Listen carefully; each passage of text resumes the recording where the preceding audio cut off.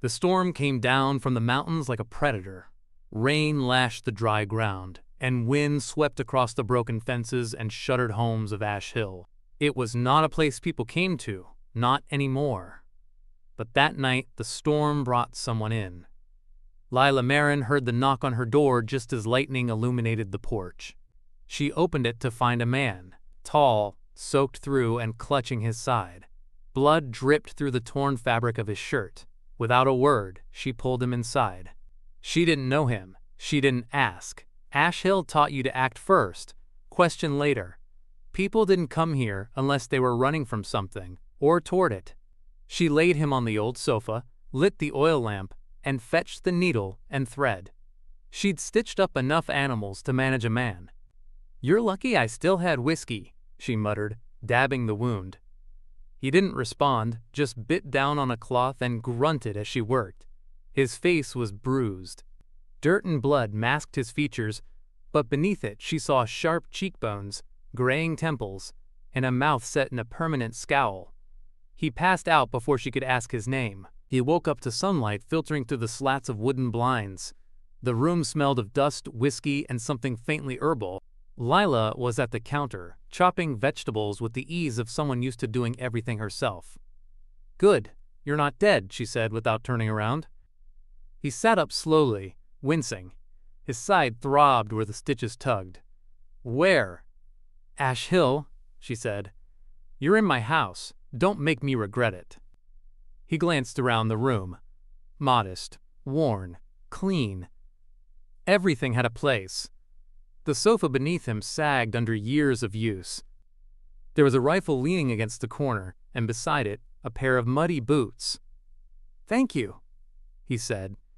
She finally turned and looked at him directly. Her eyes were sharp, not unkind. "Name?" He hesitated. "Eli." It was a lie, but a good one. It had weight, age, simplicity. She didn't press further. Ash Hill was a place where people carried their silence like a second coat. Lila had lived there her whole life. She was the daughter of a miner-turned-shopkeeper, and now she ran the only general store left in town, what remained of her father's legacy, and his debts. "You're lucky I had thread," she said, "and whiskey. But I don't do charity. If you're staying, you help. Firewood doesn't stack itself." He nodded. Understood. He worked silently that day. Chopped wood, hauled water, repaired a fence that had long since leaned sideways. He didn't ask questions, and neither did she. That night, she handed him a folded blanket and pointed to a cot near the back wall. When the lamps dimmed and her breathing settled, Eli stayed awake. He pulled a small, leather-bound journal from the inside of his coat and began to write. Slow, careful, neat. Words poured from him like he had held them back for too long. Lila, half asleep, watched from the shadows and said nothing. Ash Hill had a shadow, and its name was Garland Tate. He had once been the town sheriff, a man with a badge, a temper, and a ruthless sense of ownership. When the mine shut down and the railroad diverted, Tate stayed behind, buying up properties for pennies. Now, he was the de facto mayor, judge, and executioner. No election had ever been held. He made his laws with threats and his money with debt. Humamam, he had come to collect 3 times that month. Humamamau, humamam.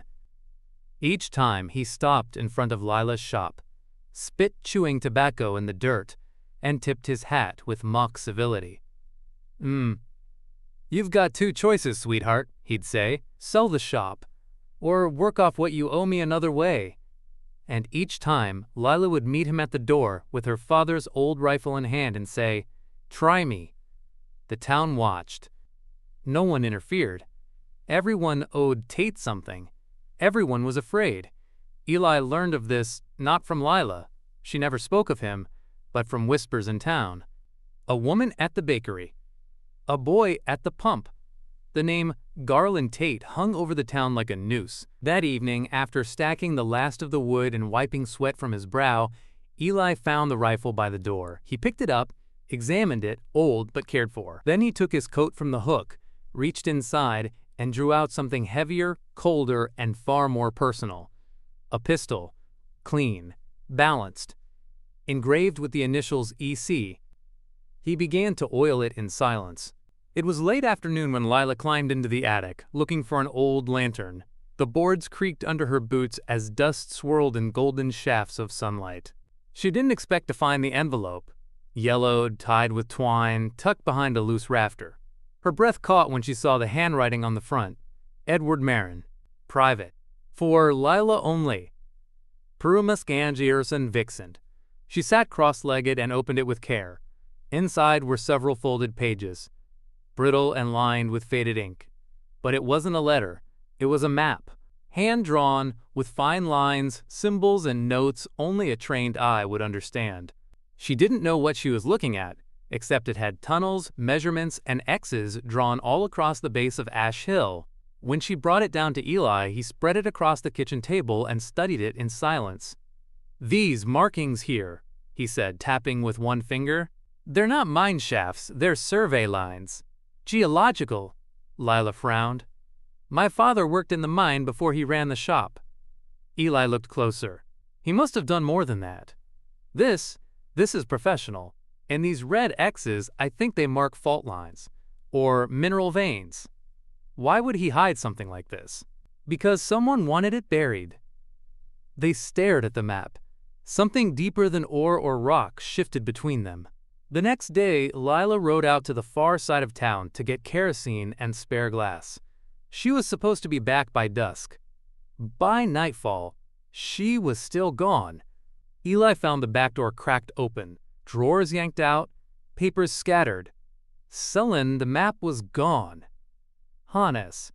And Lila didn't come home. Hannes. Eli Crane hadn't used his real name in 5 years. Once, he stood atop the Crane Consortium, a sprawling empire of oil, shipping, technology, and quiet power. His signature opened borders, closed deals, moved the tide of nations. Then came the betrayal. He had tried to stop a land acquisition in South America, an operation that would have displaced thousands. The board saw him as a threat to profits. They orchestrated a scandal, doctored records, and leaked it to the press. By the time Eli cleared his name, he'd already walked away, sold his shares, burned the suits, vanished from the world that had once revolved around him. Ash Hill wasn't where he lost himself. It was where he remembered who he was. But now, someone had taken Lila, and the man they thought they'd buried came roaring back to life. He rode through the night on a borrowed horse, thunder on the horizon, and fury in his chest. 2 towns over, a telegraph station still operated. He paid double to open it after hours. He wrote a single message. Crane Protocol. Full response. Send black team. Then he waited in silence. By morning, dark SUVs rolled into Ash Hill. Helicopters circled overhead. Unmarked figures in suits and earpieces spoke in clipped tones and disappeared into alleys. Eli stood at the edge of Garland Tate's ranch in his old duster coat, the pistol holstered at his side. Tate stepped out, surprised, but not shaken. "You again? Thought you crawled off." "I want the girl," Eli said, his voice like stone. "Not she." Tate sneered. "She's gone. Maybe she ran. Maybe something ate her in the mines." "You think you scare me?" Eli stepped forward and dropped a folder onto the porch. Inside, documents, land deeds, bank transfers, records of bribery, embezzlement, and false foreclosures. Stamped by federal courts. One signature on the bottom glared back. Elias Crane. Tate's smirk faltered. "You son of a... You should have left her alone," Eli said. They found Lila in the cellar beneath the old saloon. Bound, bruised, but alive. Eli was the one who opened the hatch. The light from his lantern fell on her face, pale and defiant even in exhaustion. "You came back," she whispered, lips cracked. "I never left," he said, lifting her gently into his arms. The town watched as he carried her through the darkened street, unflinching under the weight of her pain. Behind him, the agents moved in silence, confiscating ledgers, copying records, freezing bank accounts. Garland Tate had vanished before dawn, but he wasn't fast enough. They found him trying to flee across the state line. No one stopped the fire. Montagnard. Whether it was lit by Tate's men in panic or Eli's people in purpose, no one could say. The saloon caught first. Years of liquor and grease fed the flames. The sky over Ash Hill glowed orange, smoke curling into the stars. The townsfolk didn't mourn. They gathered in silence, watching the blaze consume the heart of the corruption that had ruled them. Eli stood beside Lila, wrapped in a blanket, her arm resting against his. She didn't speak, didn't cry, she just watched the fire. When the last beam collapsed in a shower of sparks, she turned to him. "I thought I had no one left," she said quietly. "You do now," he answered. Lila woke in a hospital bed 3 towns over. The scent of antiseptic and old linens thickened the air. Her shoulder ached. Her ribs felt wrapped in fire. But she was alive. By the window, slumped in a visitor's chair, was Eli, still in his dust-covered coat, chin resting on his chest, sleeping. She watched him for a long time, half expecting it to be a dream. But the steady rise and fall of his chest was real. And so was the file clutched in his hand. Eli. She cleared her throat. "Hey!" He jolted awake, eyes wide, then softened as he met her gaze. "You're awake. You look terrible. So do you." They smiled. Later that evening, after the doctor left and the nurses dimmed the lights, she asked, "Who are you, really?"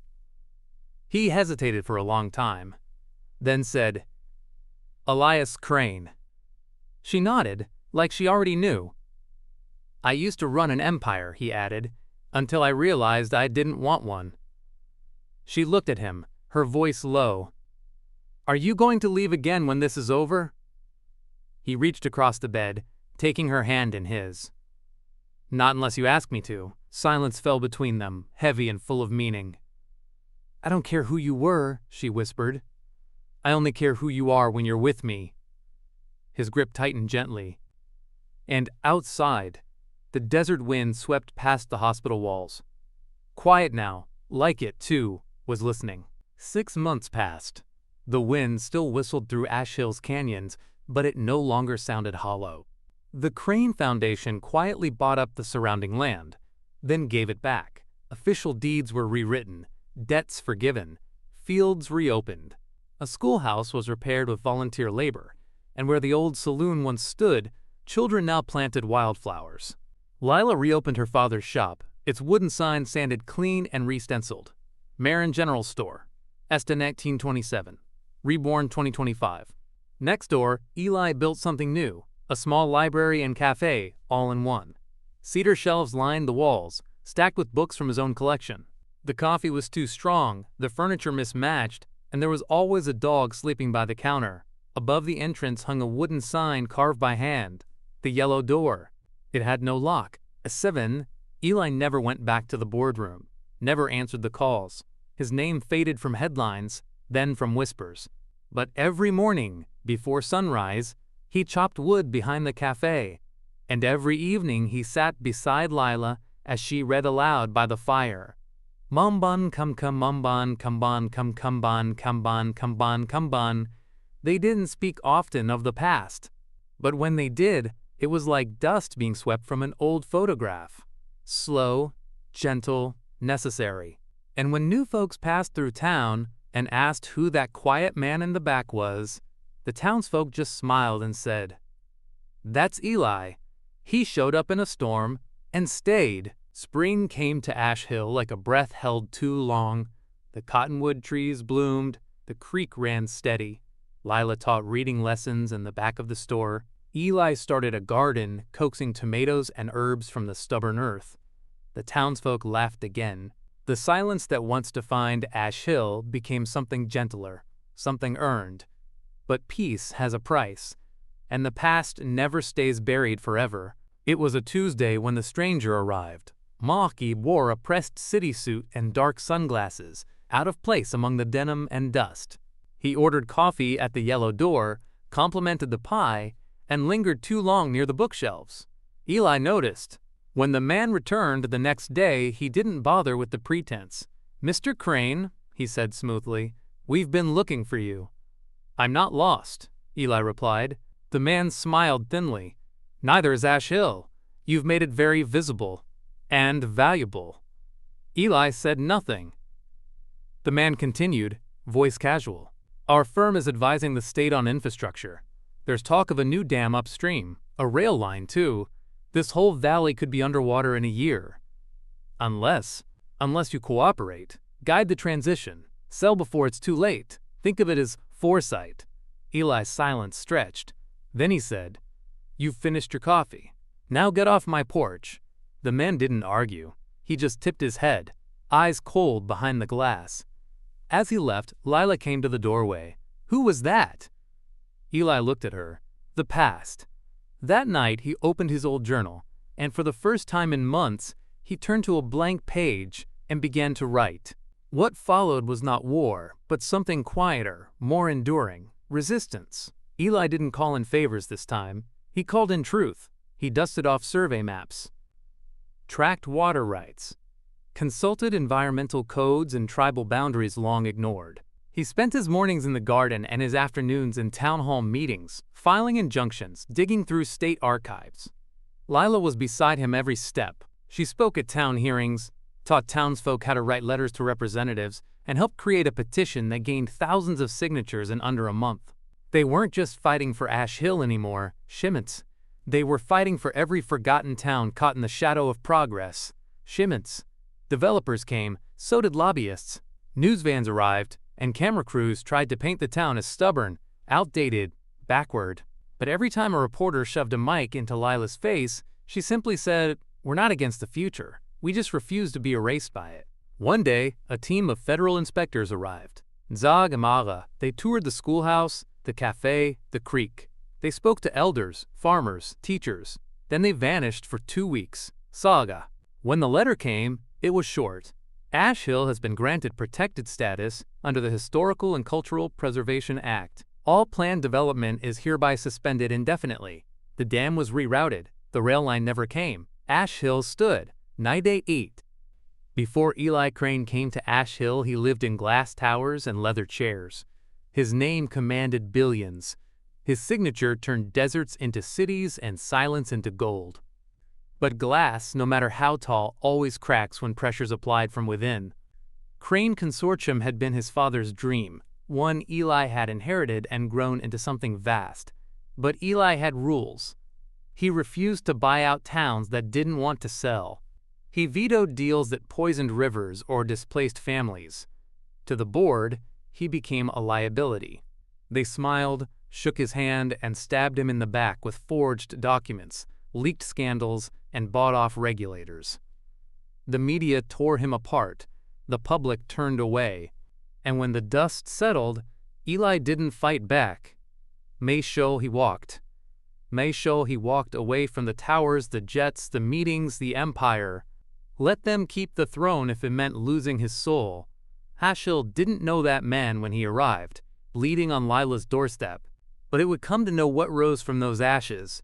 Now, years later, the glass towers tried to reach him again, through polished strangers and veiled threats, through whispers about land and water and legacy. But Eli no longer answered to the people in the tower. He answered to the land beneath his boots, the town outside his window, and the woman whose name was carved deeper into him than any title ever had been. The map Lila's father left behind had always felt like a mystery, something personal, protective. But it was more than that. It was a warning, and a key. Edward Marin hadn't just been a miner. He had once worked as a surveyor for a short-lived state geological initiative. He was good at it. Too good. One spring, he uncovered a network of lithium-rich veins running beneath Ash Hill. But when he submitted his findings, they vanished. Funding dried up. His name was scrubbed from official records. He realized the data had been sold.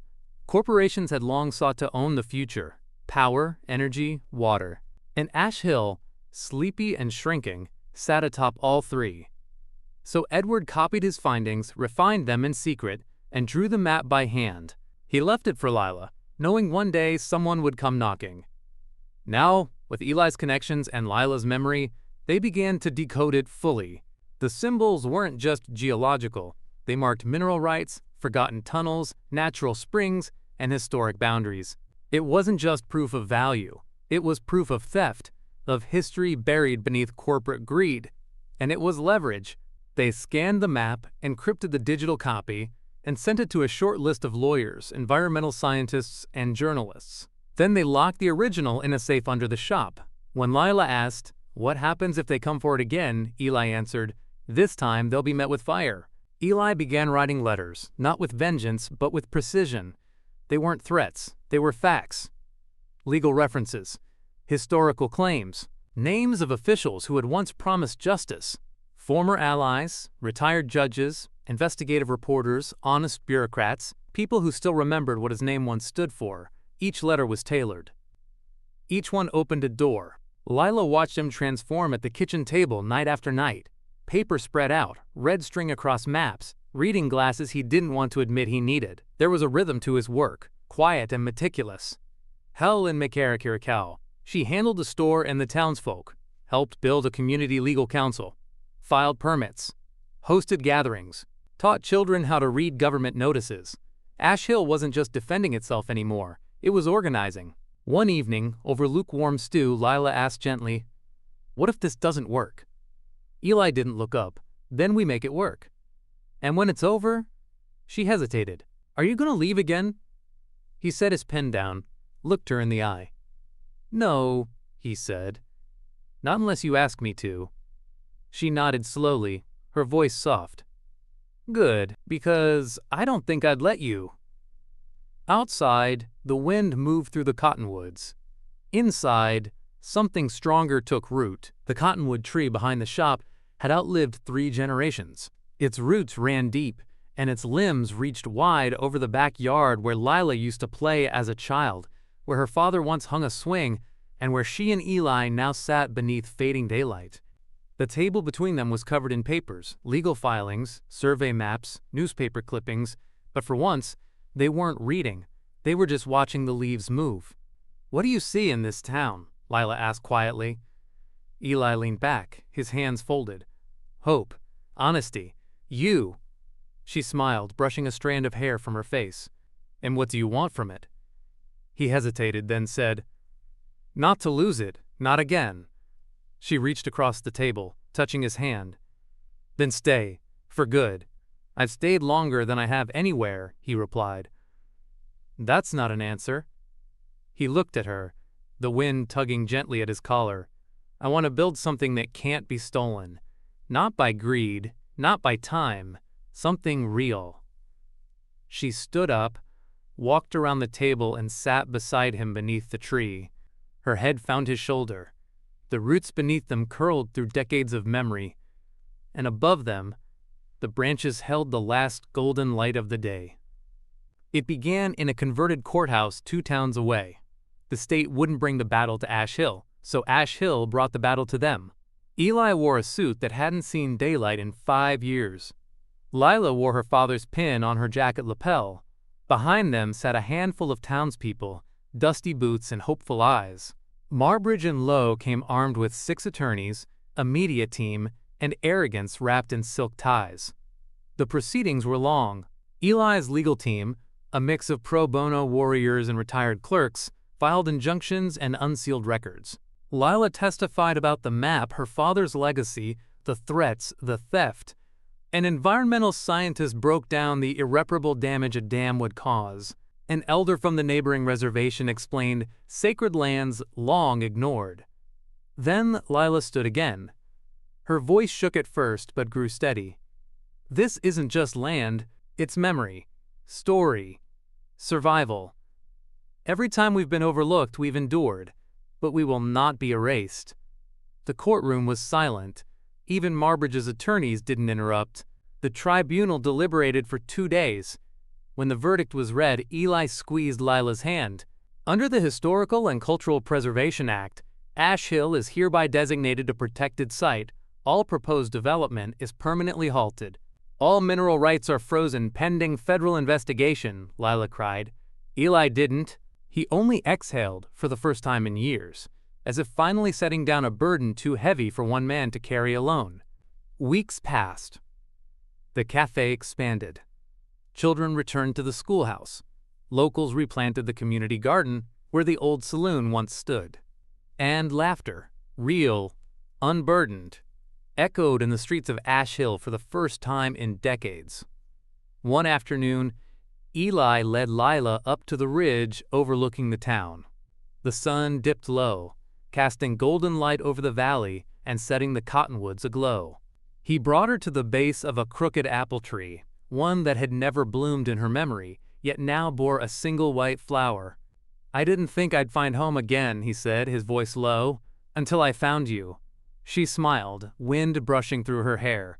He dropped to one knee. In his hand, he held a ring, simple, unpolished, forged from melted fragments of the old mining rails, inlaid with ash stone from the hill. A piece of the past, reshaped for the future. Symbolish. "This isn't a promise for forever," Eli said. "It's a promise for every tomorrow we get." She didn't cry. She didn't need to. Symbolish. She just pulled him to his feet, laughing softly, and kissed him beneath the blooming apple tree. The wind danced around them like it carried the blessing of every soul ever buried beneath Ash Hill. Years later, children still whispered stories about the yellow door. They said it led to treasure, or secret tunnels, or a room full of talking books. No one ever found out the truth, because the Yellow Door Cafe didn't open with keys. It opened with trust. Lila still ran the shop next door. Her hair had streaks of silver now, and her smile had lines, but her eyes were just as sharp.